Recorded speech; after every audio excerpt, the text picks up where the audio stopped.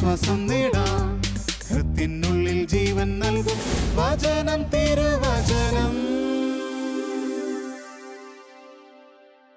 വിശുദ്ധ പൗലോസ് ശ്ലീഹ റോമർക്കെഴുതിയ ലേഖനം 8-ാം അധ്യായം 28-ാം വാക്യത്തിലൂടെ വചനം നമ്മെ ഇങ്ങനെ പഠിപ്പിക്കുന്നു. ദൈവത്തെ സ്നേഹിക്കുന്നവർക്ക്, തൻ്റെ പദ്ധതി പ്രകാരം വിളിക്കപ്പെട്ടവർക്ക് അവിടുന്ന് എല്ലാം നന്മയ്ക്കായി പരിണമിപ്പിക്കുന്നു.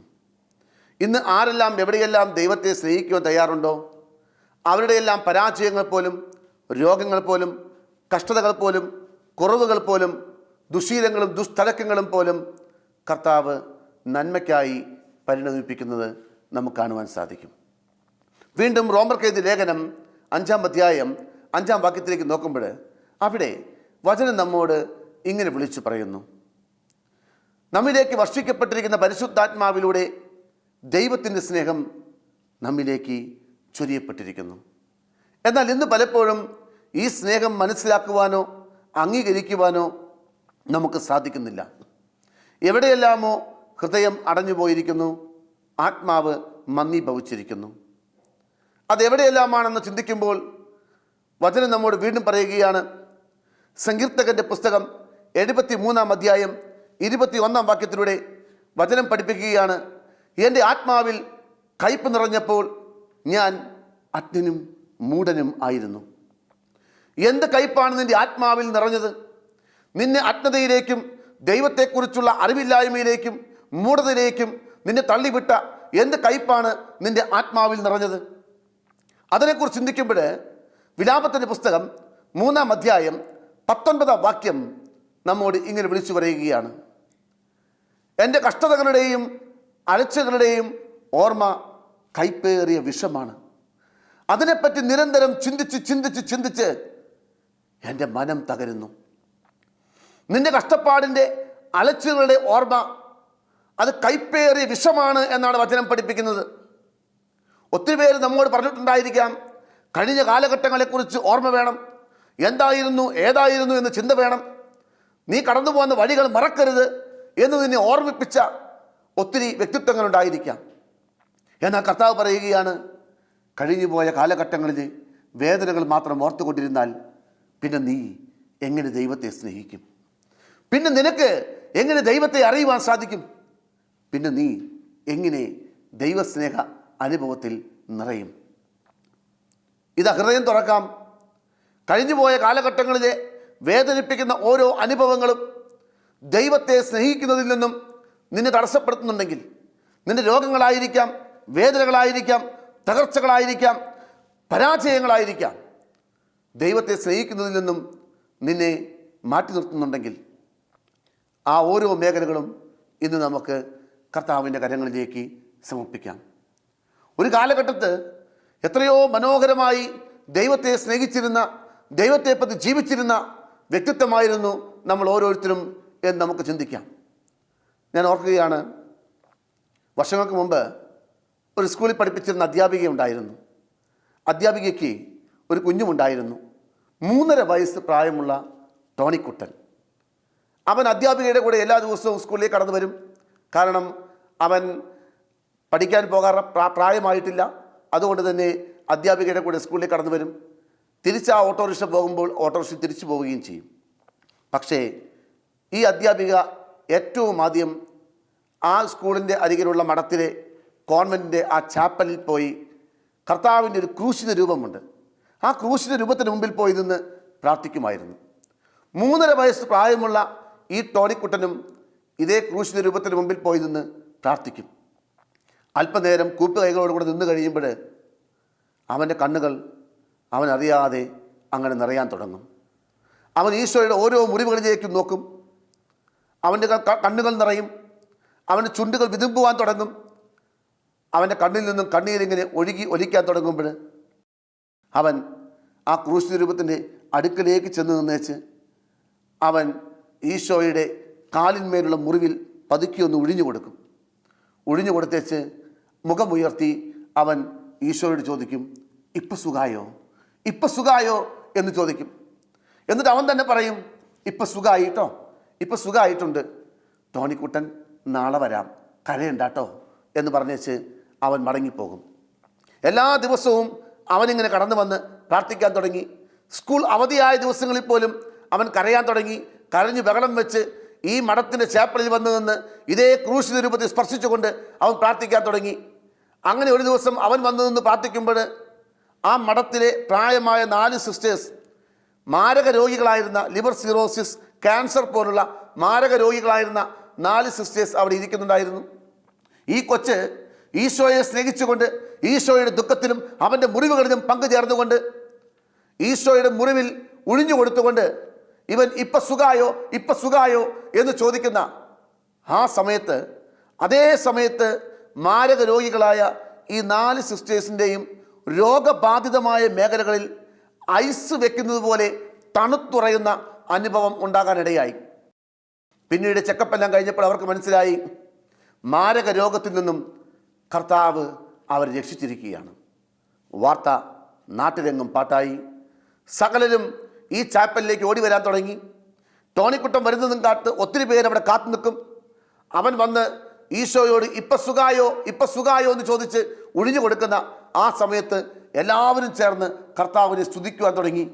ഒത്തിരി പേര് സുഖം പ്രാപിക്കുവാൻ തുടങ്ങി. അങ്ങനെ അത് ഒരു രോഗശാന്തി ശുശ്രൂഷയായി വളരുകയായിരുന്നു. ധ്യാന ഗുരുക്കന്മാർ നയിക്കുന്ന രോഗശാന്തി ശുശ്രൂഷയല്ല, 3.5 വയസ്സുകാരൻ ടോണിക്കുട്ടൻ നയിക്കുന്ന രോഗശാന്തി ശുശ്രൂഷ. ഒത്തിരി മക്കൾ സുഖം പ്രാപിക്കാൻ തുടങ്ങി. അവൻ ദൈവത്തെ ഒന്ന് സ്നേഹിച്ചുകൊണ്ട് ഈശോയുടെ മുറിവുകൾ അവനെ ഒന്ന് വേദനിപ്പിച്ചപ്പോൾ, ഈശോയുടെ വേദനകൾ അവൻ്റെ മുറിവുകളായി തീർന്നപ്പോൾ, അവൻ്റെ കണ്ണുകളെ അത് നനയിച്ചപ്പോൾ, അവൻ ചൂണ്ടിക്കാണിച്ച ഓരോരുത്തരെയും സുഖപ്പെടുത്തുവാൻ കർത്താവ് തയ്യാറായി.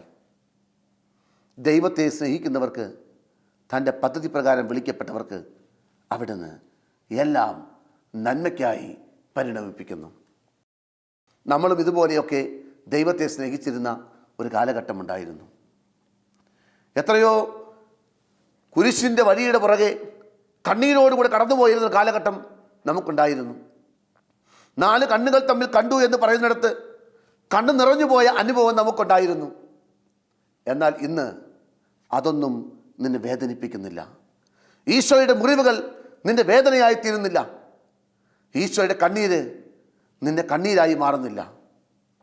ഒരു കാലത്ത് നീ ഇതുപോലെ ഈശോയുടെ മുറിവുകളിലേക്ക് നോക്കി വേദനിച്ചിരുന്ന വ്യക്തിയായിരുന്നു. ഇന്ന് സകലതും നഷ്ടപ്പെട്ടു പോയിരിക്കുന്നു. വചനത്തിലേക്ക് നോക്കുമ്പോൾ വെളിപാടിൻ്റെ പുസ്തകം 2-ാം അധ്യായം 4-ാം വാക്യത്തിലൂടെ വചനം നമ്മോട് ഇങ്ങനെ വിളിച്ചു പറയുന്നത് നമുക്ക് കേൾക്കുവാൻ സാധിക്കും. എങ്കിലും നിനക്കെതിരെ എനിക്കൊന്ന് പറയുവാനുണ്ട്. നിനക്ക് ആദ്യമുണ്ടായിരുന്ന സ്നേഹം നീ കൈവെടിഞ്ഞു. അതിനാൽ നീ ഏതവസ്ഥയിൽ നിന്നാണ് അധപതിച്ചത് എന്ന് ചിന്തിക്കുക. അനുതപിച്ച് ആദ്യത്തെ പ്രവൃത്തികൾ നീ ചെയ്യുക. ദൈവത്തെ സ്നേഹിച്ച് കടന്നുപോയിരുന്ന കാലഘട്ടത്തിൽ നീ ചെയ്തിരുന്ന ഓരോ കാര്യങ്ങളും വീണ്ടും ആവർത്തിക്കുക എന്നാണ് വചനം നമ്മെ പഠിപ്പിക്കുന്നത്. ഞാൻ ഓർക്കുവാണ്, ഞാനൊക്കെ ചെറുതായിരുന്ന സമയത്ത് ക്രിസ്മസ് കാലഘട്ടമൊക്കെ വരുമ്പം എൻ്റെ അമ്മച്ചി എന്നോട് പറഞ്ഞു തരും, മോനെ 101 പ്രാവശ്യം യേശുവേ എൻ്റെ സ്നേഹമേ എന്ന് പ്രാർത്ഥിക്കുവാണെങ്കിൽ ഈശോയ്ക്ക് ഒരു തൊപ്പി ഉണ്ടാക്കി കൊടുക്കാം എന്ന് പറയും. എന്നാൽ പിന്നെ തൊപ്പി ആയിക്കോട്ടെ എന്ന് കണക്കാക്കി ഞാൻ 101 പ്രാവശ്യം യേശുവേ എൻ്റെ സ്നേഹമേ എന്ന് പറയും. പറഞ്ഞു തീരേണ്ട താമസം അമ്മച്ചി പറയും 201 പ്രാവശ്യം യേശുവേ എൻ്റെ രക്ഷക എന്ന് പറയുകയാണെങ്കിൽ ഈശോയ്ക്ക് നല്ലൊരു ഉടുപ്പുണ്ടാക്കി കൊടുക്കാം, എന്നാൽ പിന്നെ ഉടുപ്പായിക്കോട്ടെ. പറഞ്ഞ് 24-ാം തീയതി രാത്രി ക്രിസ്മസിൻ്റെ അന്ന് പള്ളിയിലോട്ട് പോകുമ്പോൾ എനിക്ക് പള്ളിയിൽ പോകണമെങ്കിൽ വണ്ടി വിളിച്ചു പോകണം. അത്രയ്ക്കും സാധനങ്ങൾ എന്നെക്കൊണ്ട് എൻ്റെ അമ്മച്ചി ഉണ്ടാക്കിപ്പിക്കും. അങ്ങനെ ഇതെല്ലാം ഉണ്ടാക്കി വെച്ചൊരു പോക്കുണ്ട്. എന്തായിരുന്നാലും അങ്ങനെയൊക്കെ ഒരു കാലഘട്ടം നമ്മുടെ ജീവിതത്തിലും ഉണ്ടായിരുന്നു. ഈശോയെ പ്രതി, ഈശോയോടുള്ള സ്നേഹത്തെ പ്രതി പലതും ഉണ്ടാക്കി കൊണ്ടുപോയിരുന്ന ഒരു കാലഘട്ടം നമ്മുടെയൊക്കെ ജീവിതത്തിലുണ്ടായിരുന്നു. എന്നാൽ ഇന്ന് പലപ്പോഴും ഈശോയെ പ്രതി ഒന്നും ചെയ്യുവാൻ നിനക്ക് സാധിക്കുന്നില്ലേ എന്ന് ചിന്തിക്കേണ്ടിയിരിക്കുന്നു.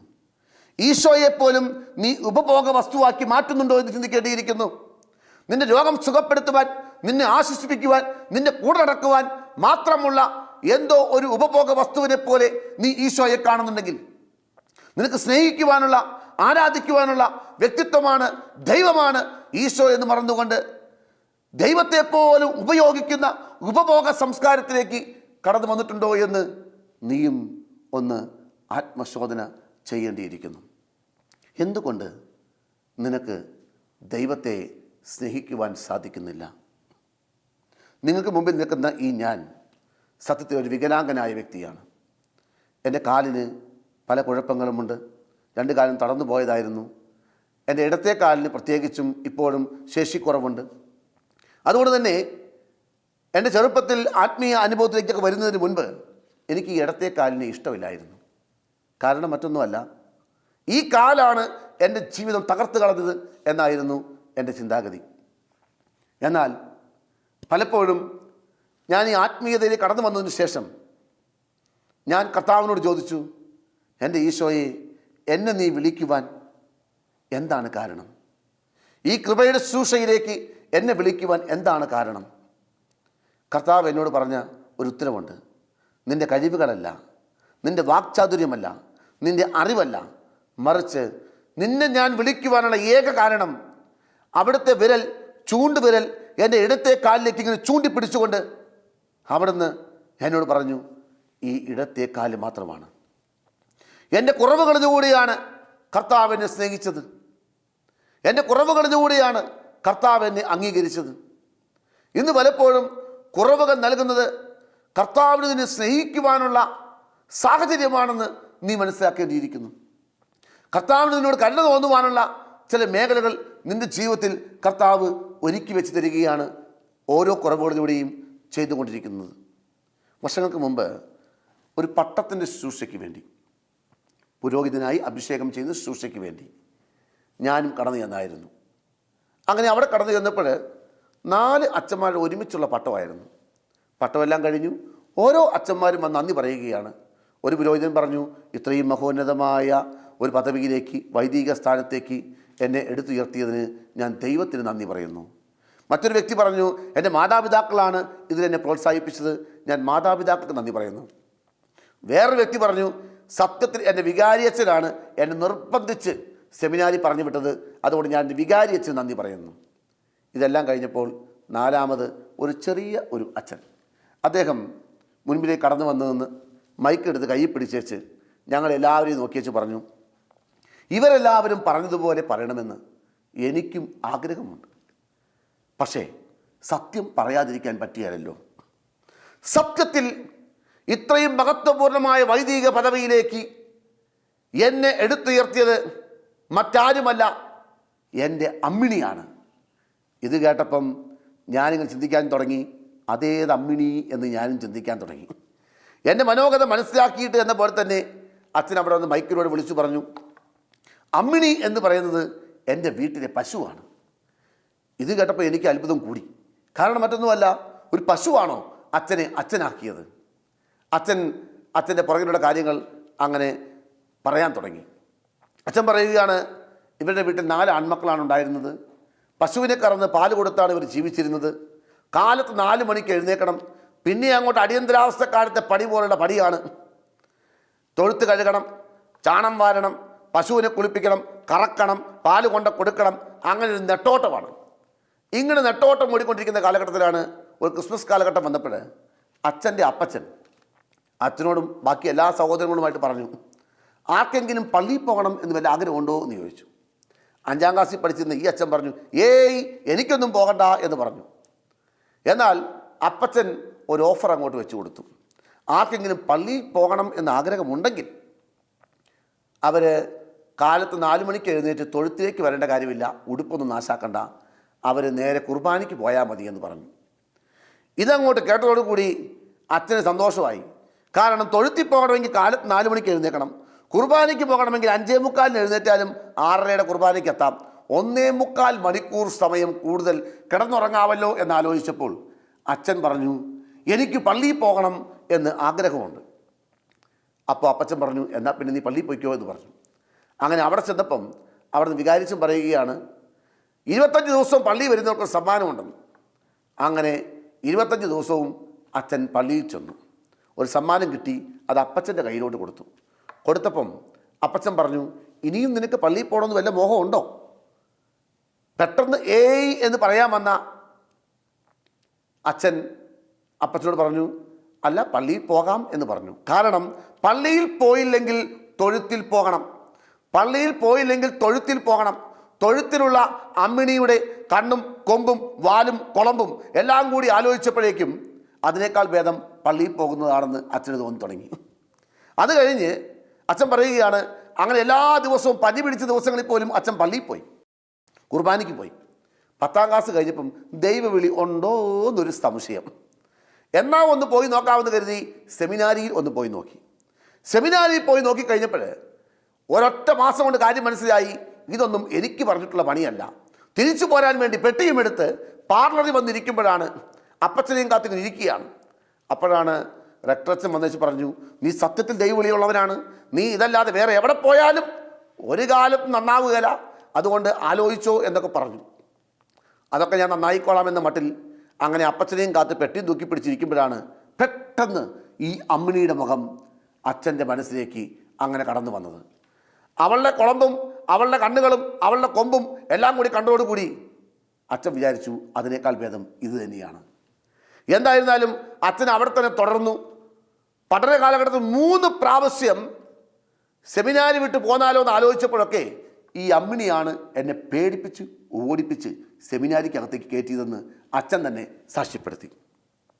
എന്നിട്ട് അച്ഛൻ ഞങ്ങളോട് ചോദ്യമാണ്, ഇനി നിങ്ങൾ പറ, എന്നെ ഈ വൈദിക പദവിയിലേക്ക് അർഹനാക്കി തീർത്തത് ആരാണ്? ഞങ്ങൾ അവിടെ ഒന്ന് വിളിച്ചു പറഞ്ഞു, അമ്മിണി തന്നെ എൻ്റെ അച്ഛോ, അമ്മിണി തന്നെ, വേറെ ആരുമല്ല. അമ്മിണി എന്ന് പറയുന്നത് ഈ പുരോഹിതൻ്റെ ജീവിതത്തിലെ കഷ്ടപ്പാടിൻ്റെ അല്ലെങ്കിൽ ബലഹീനതയുടെ ഒരു അനുഭവമാണ് എന്നുണ്ടെങ്കിൽ, ഇന്ന് വലിയ ദൈവിക പദ്ധതികളിലേക്ക് നിന്നെ കർത്താവ് വിളിക്കുന്നതും ഇതുപോലുള്ള പല അമ്മിണികളിലൂടെ ആയിരിക്കാം, പല കുറവുകളിലൂടെ ആയിരിക്കാം, പല വീഴ്ചകളിലൂടെ ആയിരിക്കാം. ഇതാ വചനം പഠിപ്പിക്കുന്നു. സങ്കീർത്തകൻ്റെ പുസ്തകം 119 അധ്യായം 71 വാക്യത്തിലൂടെ വചനം പഠിപ്പിക്കുകയാണ്, ദുരിതങ്ങൾ എനിക്ക് ഉപകാരമായി, തന്മൂലം കർത്താവിൻ്റെ ചട്ടങ്ങൾ ഞാൻ അഭ്യസിച്ചുവല്ലോ. ദുരിതങ്ങളിലൂടെ ദൈവത്തെ സ്നേഹിക്കുവാൻ നിന്നെ പഠിപ്പിക്കുന്നത്, വേദനകളിലൂടെ ദൈവത്തെ നിന്നെ സ്നേഹിക്കുവാൻ പഠിപ്പിക്കുന്നത് കർത്താവാണ്. ഹൃദയം തുറക്കാം. ദൈവമേ, അങ്ങയെ സ്നേഹിക്കുവാനായി അവിടുന്ന് എന്നെ പഠിപ്പിക്കണമേ എന്ന് നമുക്കും പ്രാർത്ഥിക്കാം. ഞാൻ ഓർക്കുവാണ്, വർഷങ്ങൾക്ക് മുമ്പ് ഒരു കൊച്ചിനെയും കൊണ്ട് എൻ്റെ അടുക്കൽ പ്രാർത്ഥിക്കാൻ വേണ്ടി ഒരു സഹോദരി കടന്നു വന്നായിരുന്നു. അവരുടെ കൊച്ച് ജനിച്ചു കഴിഞ്ഞപ്പോൾ തന്നെ 2 പാദങ്ങളും മലർന്നിരിക്കുകയാണ്. അത് സാധാരണ പോലെയല്ല, വികലമായ പാദങ്ങളാണ്. പലയിടങ്ങളിലും കൊണ്ടുപോയി നോക്കി. എല്ലാ ആശുപത്രിക്കാരും കൊച്ചിന് പ്രായപൂർത്തിയായതിനു ശേഷം ഓപ്പറേഷൻ ചെയ്താൽ മാത്രമേ സുഖപ്പെടുകയുള്ളൂ എന്നാണ് പറഞ്ഞത്. എന്നാൽ ഈ കുഞ്ഞിനെയും കൊണ്ട് കൊച്ചിൻ്റെ മാതാപിതാക്കൾ എൻ്റെ അടുക്കലേക്ക് കടന്നു വന്നു കഴിഞ്ഞപ്പോൾ ഞാൻ കർത്താവിനോട് ചോദിച്ചു, എൻ്റെ കർത്താവേ, ഈ കൊച്ചിന് വേണ്ടി ഞാൻ എന്തു പ്രാർത്ഥിക്കണം? കർത്താവ് എനിക്ക് ഒരു ചെറിയ പ്രാർത്ഥന പറഞ്ഞു തന്നു. പ്രാർത്ഥന മറ്റൊന്നുമല്ല, ദൈവമേ, അങ്ങയുടെ സ്നേഹം കൊണ്ട് ഈ കുഞ്ഞിൻ്റെ ജീവിതത്തെ അവിടുന്ന് ക്രമീകരിക്കണമേ എന്ന് പ്രാർത്ഥിക്കാൻ പഠിപ്പിച്ചു തന്നു. ഞാൻ അങ്ങനെ അവിടെ നിന്ന് ദൈവത്തിൻ്റെ സ്നേഹത്താൽ ഈ കുഞ്ഞിൻ്റെ ജീവിതത്തെ ക്രമീകരിക്കണമേ, ഓരോ അവയവങ്ങളെയും ക്രമീകരിക്കണമേ, ശരീരത്തിൻ്റെ ഓരോ മേഖലകളെയും ക്രമീകരിക്കണമേ എന്ന് പറഞ്ഞുകൊണ്ട് അങ്ങനെ പ്രാർത്ഥിക്കാൻ തുടങ്ങി. അല്പനേരം പ്രാർത്ഥിച്ചു കഴിഞ്ഞ് ഞങ്ങളെല്ലാവരും ചേർന്ന് ദൈവത്തെ സ്തുതിച്ചു കഴിഞ്ഞ് കണ്ണു തുറന്ന് നോക്കുമ്പോൾ ഞങ്ങൾ കാണുന്ന കാഴ്ച ഇതാണ്. മറ്റൊന്നുമല്ല, ഈ കുഞ്ഞിൻ്റെ മലർന്നിരിക്കുന്ന 2 പാദങ്ങളും കമിഴ്ന്നിരിക്കുന്നു. ദൈവത്തിൻ്റെ സ്നേഹമാണ് സകലത്തെയും ക്രമീകരിക്കുന്നത്. നിന്റെ ജീവിതത്തിൽ ക്രമമില്ലാതെ എന്തെങ്കിലും സംഭവിച്ചിട്ടുണ്ടെങ്കിൽ, അക്രമത്തിലേക്ക് നയിക്കുന്ന രീതിയിൽ എന്തെങ്കിലും സംഭവിച്ചിട്ടുണ്ടെങ്കിൽ ഒന്ന് മനസ്സിലാക്കി കൊള്ളുക, ദൈവത്തെ സ്നേഹിക്കുവാൻ നീ എവിടെയൊക്കെയോ വിട്ടുപോയിട്ടുണ്ട്.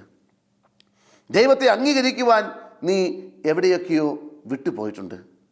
അതുതന്നെയാണ് നിന്റെ ജീവിതത്തിൽ പരാജയമായും വേദനയായും കഷ്ടതയായും കടന്നു വന്നിരിക്കുന്നത്. ദൈവത്തിൻ്റെ തിരുമുഖ ദർശന അനുഭവമാണ് സ്വർഗം എങ്കിൽ, ദൈവത്തിൻ്റെ സ്നേഹത്തിൻ്റെ പൂർണ്ണതയാണ് സ്വർഗം എങ്കിൽ ആത്മാവിൻ്റെ ആഴങ്ങളിൽ നിന്നുമുള്ള പൂർണ്ണതയുള്ള സ്നേഹത്തെയാണ് നമ്മൾ ആരാധന എന്ന് പറയുന്നത്. ഹൃദയത്തിൽ നിന്നും ആരാധനകൾ ഉയരേണ്ടിയിരിക്കുന്നു. വചനം പഠിപ്പിക്കുന്നു, നീ നിന്റെ ദൈവമായ കർത്താവിനെ പൂർണ്ണ ഹൃദയത്തോടും പൂർണ്ണാത്മാവോടും പൂർണ്ണ മനസ്സോടും പൂർണ്ണ ശക്തിയോടും കൂടെ സ്നേഹിക്കുക. ഇതാണ് പ്രഥമവും പ്രധാനപ്പെട്ടതുമായ കൽപ്പന.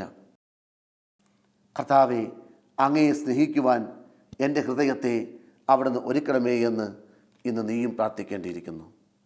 ഹൃദയത്തിൻ്റെ ആഴങ്ങളിൽ നിന്നും ആത്മാവിൻ്റെ തികവിൽ നിന്നും ദൈവത്തിൻ്റെ ആരാധനയിലേക്ക് കടന്നു വരുവാൻ എന്നെയും ശക്തിപ്പെടുത്തണമേ എന്ന് നമുക്ക് ഓരോരുത്തർക്കും ആത്മാർത്ഥമായി പ്രാർത്ഥിക്കാം. വീണ്ടും വെളിപാടിൻ്റെ പുസ്തകം 2-ാം അധ്യായം 4-ാം വാക്യത്തിലൂടെ കർത്താവ് നമ്മോട് വിളിച്ചു പറയുന്നു, എങ്കിലും നിനക്കെതിരെ എനിക്കൊന്ന് പറയാനുണ്ട്. നിനക്ക് ആദ്യമുണ്ടായിരുന്ന സ്നേഹം നീ കൈവെടിഞ്ഞു. അതിനാൽ നീ ഏത് അവസ്ഥയിൽ നിന്നാണ് അധപതിച്ചത് എന്ന് ചിന്തിക്കുക.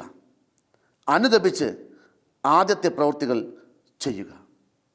കർത്താവെ, അങ്ങയെ സ്നേഹിക്കുവാനായി എൻ്റെ ഹൃദയത്തെ, ആത്മാവിനെ, മനസ്സിനെ തുറന്നു തരണമേ എന്ന് നമുക്കൊന്നു ചേർന്ന് കർത്താവിനോട് പ്രാർത്ഥിക്കാം.